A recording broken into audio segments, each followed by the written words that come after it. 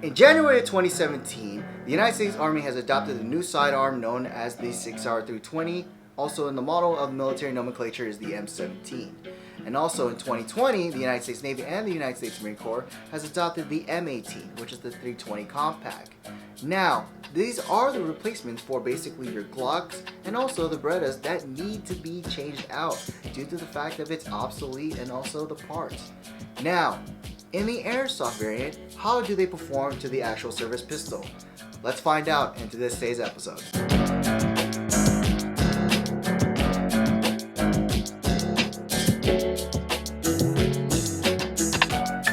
Hey, what's up guys, and welcome back to another episode on Airsoft Master. Today we're going to be talking about is the M17 and the M18 Sig Sauer 320 pistols. Now in front of me I do have is the green gas variant, but don't worry guys, if you're looking for the CO2 types, we also do have that on our website as well. But other than that, let's go ahead and talk about the features that we have on the slide itself. Noticeably that we do have is the fact that you have is the laceration cuts in the front and the rear to do a top rack or a rear rack reload in regards to your slide itself. And as well to that on the sides itself on the actual slide is you'll have is your standard 3-dot mechanism on there. So for example, you have the castle and the pointers on here. Now my personal preference in regards of the Sig Sauer 320s I do have is what I'm used to experiences wise is the M18 due to the fact that this is what the United States Marine Corps and the United States Navy use as part of their sidearms, their replacement of the actual Beretta and the Glocks out there. Now, in regards to that, this is actually a striker fire pistol itself, just like you would see on the Glocks and the replacements of those as well. And to be honest, there's just like any other of the Glocks you will see, these Sig Sauers actually still have the crazy modularity out there for it. Now, let's go ahead and go from there, and we'll talk about the frame itself. And of course, you still have is your standard Picatinny rail underneath to actually put any light laser systems on the frame itself, if you would like to have that as well. Now, another good feature with the pistol that actually has it is the indicator, so once you rack it there, you can tell that it's raised, that it's ready to fire on the pistol itself. And as well to that, your ambidextrous control is still going to be for your slide catch and your safety switch on here to make it ready to fire. As soon as you rack it, you'll be able to switch it up and then back down to basically for ready to fire as well. Now, your takedown lever unfortunately is going to be only on the left hand side, but it's easy to basically take it down with ease. All you have to do is just lock back the slide itself using the slide catch, pull down the takedown lever, and then once you release it forward, it's easier to do maintenance and anything else you need, such as to actually lubricate your actual nozzle or your frame itself. Now, we can actually get more upgrade compatibility on other parts as well, as the fact that, for example, the grip itself, as like the same concept as the real steel firearms, is the modularity on the frame, and the grip itself can be changed to certain size for certain sizes of your hand and measurements. For example, this is the medium grip. Now say for example, if you were to randomly get the large or even the small grip, it's easy to change out to this one by just removing the actual takedown switch itself and take out the complete lower of the part mechanism itself to make it where you just pump it out, and now you can change it on any other grip. What's nice about that is you have your own customization and unique to your own self on the pistol, and making it your actual own type of Sig Sauer 320. And again, this does help out a lot in regards to upgrade compatibility, such as different frames, different types of slides. It is out there for the actual 320s like this M17s or even the M18 itself. To go further depth in the actual grip itself, in regards of it, as any other Sig Sauers you'll see, is you do have the texturized and licensing of Sig Sauer itself to help give it that stability that you would need, say for example if your hands were wet. But either way, you're still able to actually have that same setup and control just like you would have on the real steel firearm.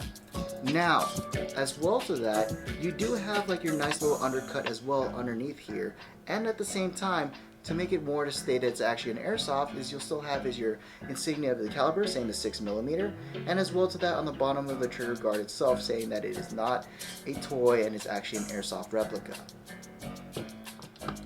Now that we already talked about the grip and the frame itself and including the slide, let's go ahead and talk about actually what's most important is the trigger pull. Now, just like any striker fires, you'll be able to actually rack it from there, and the trigger pull is very short itself. For example, I would even say this is actually a lot shorter than you would see like on the Glocks. But again, One more time. Let's hear that reset. It's pretty short on the reset as well if you find that wall. So again, something really big up and more, I would say, really nice in the fact that Tetris compared to like the Glock 19. Now for the HopUp adjustment itself is what's interesting as well, is the fact that all you would have to do is once you rack it back with the magazine out, you can able to adjust the actual HopUp here by saying the rotation of it going counterclockwise or clockwise to whatever way BBs you would use. You would also have a tool in regards of it to help either adjust it if you say, for example, you're not able to move it using your fingertips. The same thing can also be applied to the actual Sig Sauer M18. Same thing, all you have to do is just adjust it from here, and you'll be able to either do clockwise or counterclockwise as well. Now, what's interesting about these two pistols in regards of the magazine compatibility is, yes, it is a Sig Sauer 320, and so it has its own proprietary magazines. But fun fact, though, is the magazine on the M18 will still work on the M17 as well. Now, personally, my preference in regards of how the looks of it, I would still get the M17 type of magazine to put on either the 18 or the 17 because of the fact of that nice extension base pad you'll see on there. Now, in regards to that, but if you do like the compact and actual clean slate of it, you can always just get the M18 and still work for both the 17 or even the 18 as well. I'm using .20 gram BBs and regular green gas. Starting off with the M17.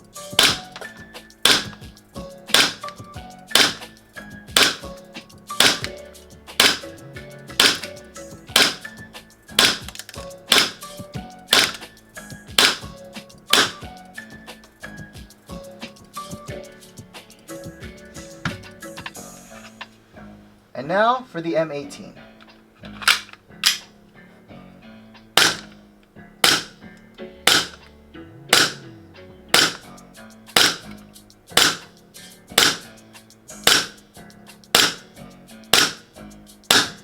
So when we chrono these guns, we notice on average on the FPS being around 300 to 320 feet per second with .20 gram BBs and regular green gas.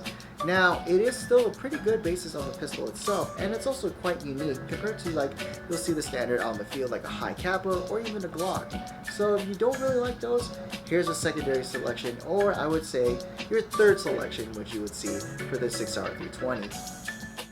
Now, what usually comes in the box when you do purchase a Sig Sauer 320 is the two major necessities you'll see out there is the pistol itself and the magazine.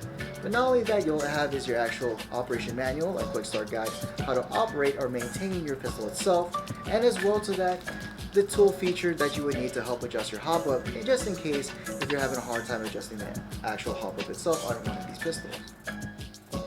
So, what are my final thoughts on the actual Sig Sauer 320 pistols by Sig Sauer themselves? Well, for starters, I will give credit for the realism and attention to detail you'll see on the M18 and the M17 due to my prior experiences and my pistol qual back in the Marine Corps.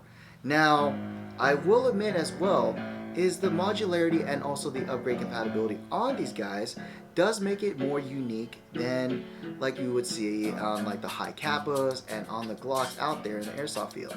So, if you do want to do something different, this might be your best bet. As well to that, what do you guys think about this product? And as well to my other Sig Sauer 320 owners, would you guys have any advice on owning one of these types? And if you're looking for more airsoft products like these, check it out at airsoftmaster.com. But again, this is Mike. I'll see you guys on the next episode. This video is brought to you by Airsoft Master.